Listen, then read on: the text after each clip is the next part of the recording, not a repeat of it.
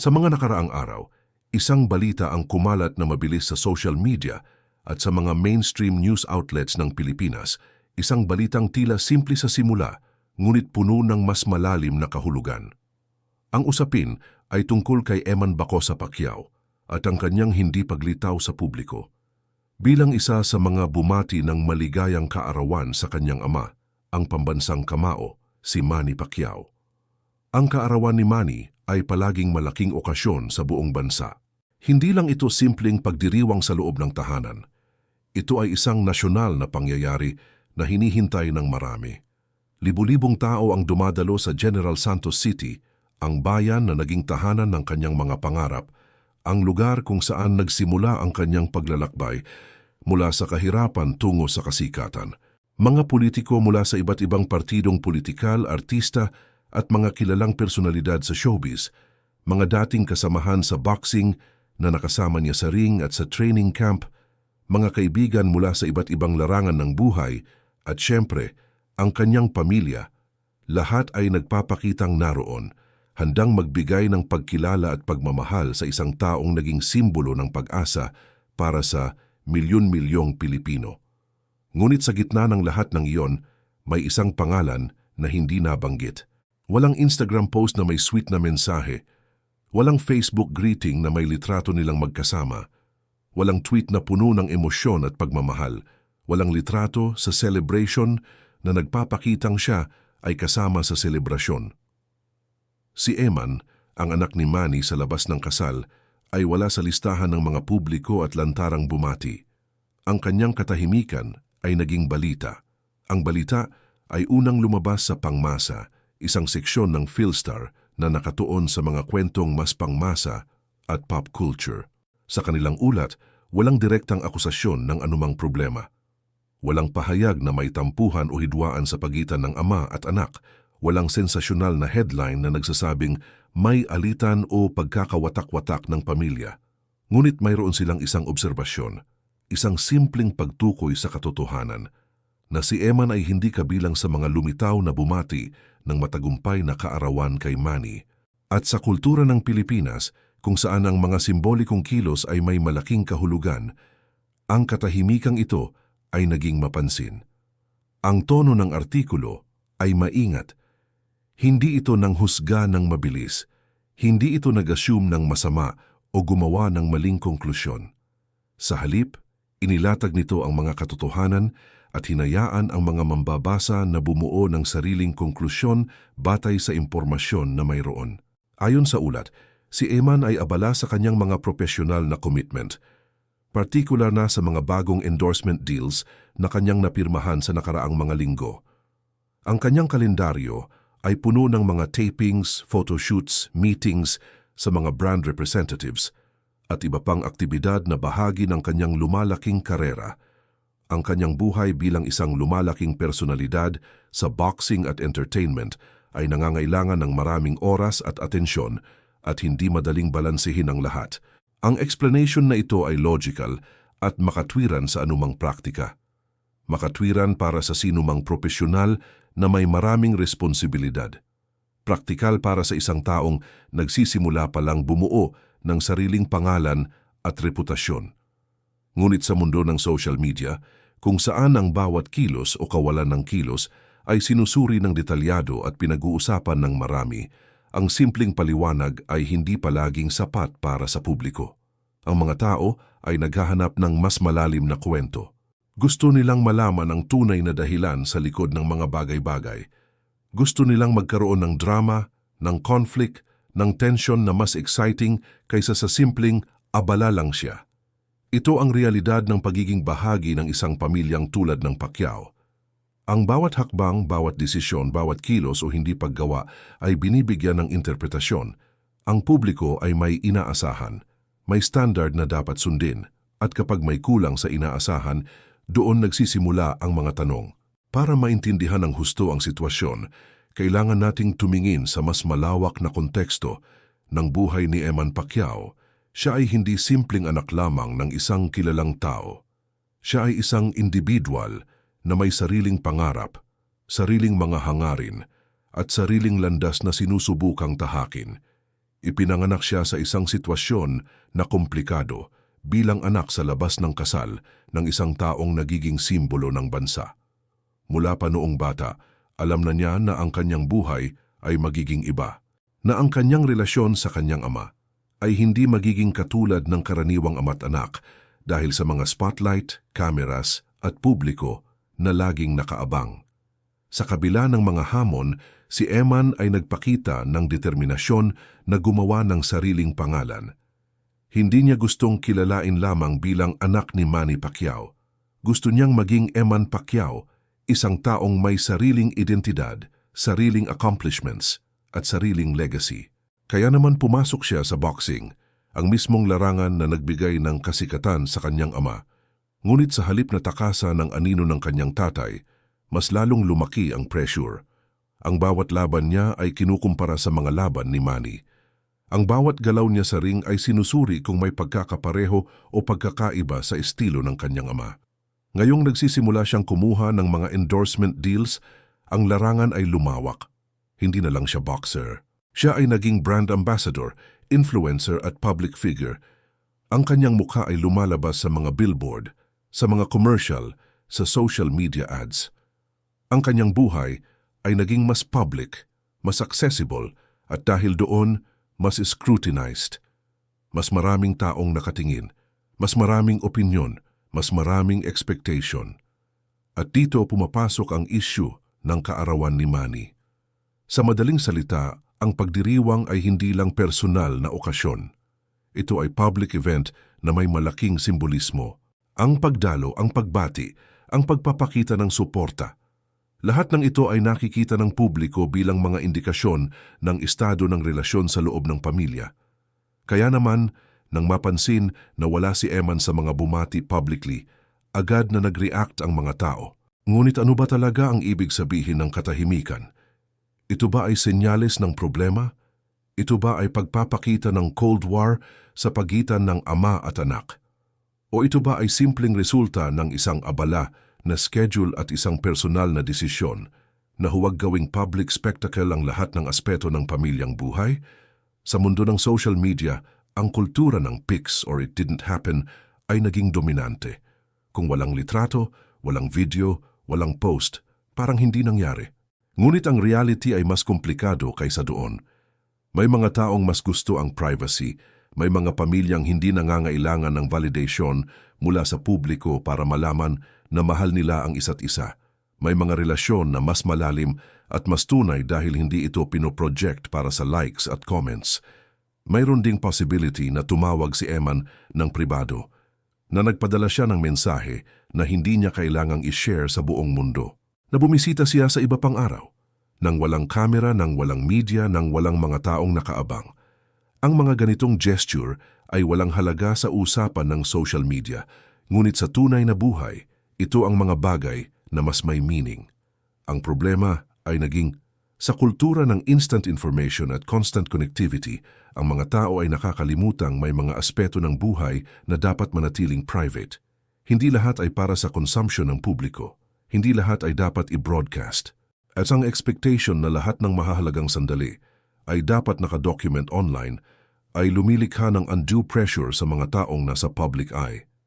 Para kay Eman, ang pressure na ito ay doble. Una, siya ay anak ng isang national hero. Pangalawa, siya ay anak na nabuo sa isang relationship na hindi naging formal o legal. Ang combination na ito ay lumilikha ng unique na set ng challenges. Ang publiko ay may mixed feelings. May mga taong sumusuporta sa kanya at nakikita siya bilang legitimate na miyembro ng pamilya Pacquiao. May mga taong judgmental at tingin sa kanya ay outsider. At may mga taong hindi sigurado kung paano siya dapat tratuhin bilang full-fledged member ng pamilya o bilang isang separate entity. Ang media coverage ng balita tungkol sa kanyang hindi pagbati ay reflection ng ganitong complexity. Ang Philstar article ay nag-ingat na huwag mag-assume ng worst-case scenario. Hindi nila sinabi na may alitan, hindi nila sinabi na may tampuhan. Ang ginawa lang nila ay mag-report ng observation. Wala si Eman sa mga public birthday greetings. At pagkatapos, nag-provide sila ng possible explanation. Abala siya sa work commitments. Simple. factual, non-sensational. Ngunit ang internet ay iba. Ang comment section, ang Twitter threads, ang Facebook posts, doon lumalabas ang iba't ibang interpretasyon. May mga taong nagsasabing, kawawa naman si Eman, hindi siya pinapansin ng pamilya. May mga nagsasabing, baka naman may problema talaga kaya hindi siya nandoon. May mga nagsasabing, sana naman i-acknowledge ng pamilya si Eman ng maayos. At may mga nagsasabing, wala namang problema, OA lang kayo. Ang diversity ng mga opinyon ay nagpapakita kung gaano ka-subjective ang interpretation ng events. Ang isang tao ay makikita ang absence bilang red flag. Ang iba ay makikita ito bilang non-issue. At ang perception na ito ay influenced ng maraming factors, personal beliefs tungkol sa pamilya, past experiences, bias towards or against certain people, at ang tendency na mag-project ng sariling expectations sa situation ng iba. Ang katotohanan ay, walang tao sa labas ng pamilya Pacquiao ang tunay na nakakaalam ng internal dynamics nila. Walang tao sa labas ng relasyon ni Manny at Eman ang makakapagsabi ng may authority kung ano talaga ang estado ng kanilang relationship. Lahat ng commentary ay speculation. Lahat ng analysis ay based sa limited information na publicly available. At dito, nagiging dangerous ang media culture kapag ang speculation ay naging accepted as fact.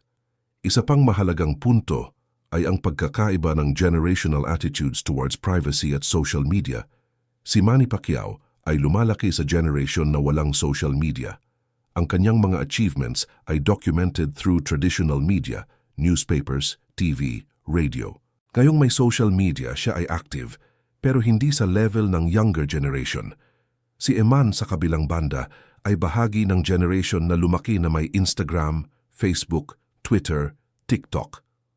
Para sa kanyang generation, ang social media ay tool for self-expression, for building brand, for connecting sa fans at sa potential opportunities.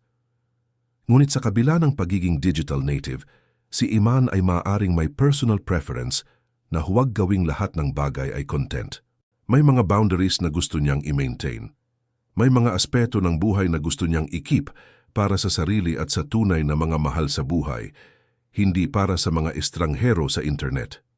Ang desisyon na ito, kung mag-post or hindi mag-post, kung makikipag-share ng private moments o hindi, ay dapat respetuhin. Ngunit sa realidad ng pagiging public figure, lalo na kung ikaw ay konektado sa isang family legacy na kasing laki ni Manny Pacquiao, ang mga desisyon na yan ay hindi lang personal choice. Ito ay public statement din, kahit na hindi mo intensyon na gawing ganoon. Ang sitwasyon ay nagiging mas komplikado dahil sa history ng Pacquiao family sa public eye. Sa loob ng mga taon, maraming controversies, issues, at family dynamics ang naging pag-usapan. Ang marriage ni Manny at Jinky, ang mga anak nila, ang extended family, ang involvement ni Manny sa politics, ang religious beliefs niya na minsan ay naging controversial. Lahat ng ito ay documented at discussed extensively. Kaya naman, ang bawat bagong issue kahit gaano ka-minor ay automatically placed within this larger narrative. Ang danger dito ay ang tendency na mag-create ng consistent storyline kahit na ang reality ay mas fragmented at less coherent. Ang media at ang publiko ay may tendency na mag-construct ng narrative na may clear protagonists, antagonists, conflicts, at resolutions. Pero ang real life ay hindi ganon.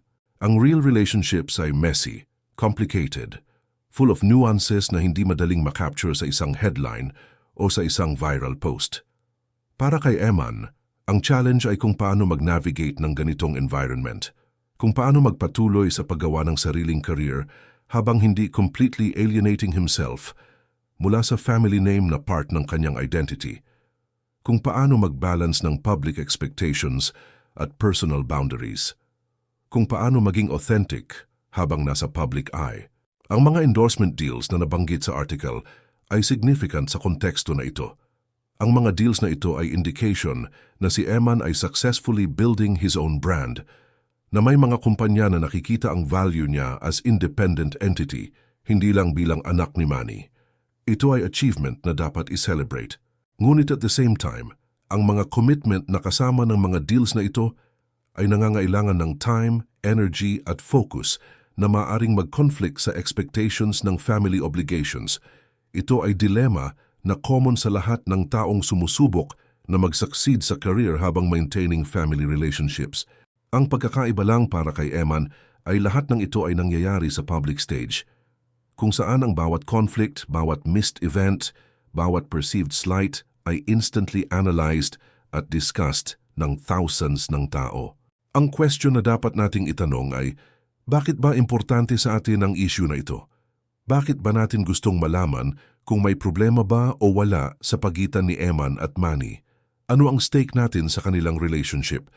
At ano ang moral right natin na mag-demand ng transparency sa private family matters? Ang sagot partially ay nakasalalay sa fact na si Manny Pacquiao ay hindi ordinary citizen. Siya ay public figure na naging part ng collective consciousness ng Pilipinas. Ang kanyang success story ay ginawa niyang inspirasyon ng marami. Ang kanyang life ay naging aspirational para sa millions na nag-struggle rin sa poverty. Kaya naman, ang mga tao ay may emotional investment sa kanya at sa kanyang pamilya. Ang mga tao ay nag-care hindi dahil tsismoso lang sila, but dahil sila ay genuinely invested sa well-being ni Manny at ng mga taong mahalaga sa kanya. Pero may limit dapat sa investment na yan. May line na dapat hindi crossing between healthy interest at invasive obsession, between supportive concern at judgmental interference. At ito ay line na madalas na na-blur sa era ng social media. Ang isa pang dimension ng issue na ito ay ang cultural aspect ng Filipino family dynamics. Sa Filipino culture, ang family ay extremely important. Ang pagrespeto sa mga magulang, ang close family ties, ang expectation na laging nagsusuportahan ng mga members ng family, lahat ng ito ay core values. Kaya naman, kapag may indication na may tension or distance sa isang family, lalo na sa high-profile family, ang reaction ng publiko ay strong. Pero hindi rin naman lahat ng Filipino families ay perfectly harmonious. May conflicts, may complications, may imperfections. At ang expectation na ang public figures ay dapat may perfect family relationships ay unrealistic at unfair. Ang pressure na ito ay maaaring mag-cause ng more harm than good dahil ito ay nag-force ng mga tao na mag-pretend or na mag-perform para sa publiko instead na mag-focus sa genuine healing or improvement ng relationships. Sa case ni Eman at Manny, wala naman tayong concrete evidence ng any real problem. Ang lahat ay based sa observation na si Eman ay hindi publicly bumati ng kaarawan. Yan lang, walang statement na may galit, walang incident na recorded, walang third-party account na may problema. Just absence of public greeting. At yan ay basis na ginagawang foundation ng elaborate theories about family discord. Ito ay reflection ng kung gaano ka-hungry ang social media culture para sa drama. Ang preference para sa negative narratives over positive o neutral ones. Ang tendency na mag-assume ng worst instead na mag-benefit of the doubt. At ang dangerous combination ng quick judgment at wide dissemination ng information. Ang lesson dito para sa media literacy ay important. Kailangan nating maging critical consumers ng information.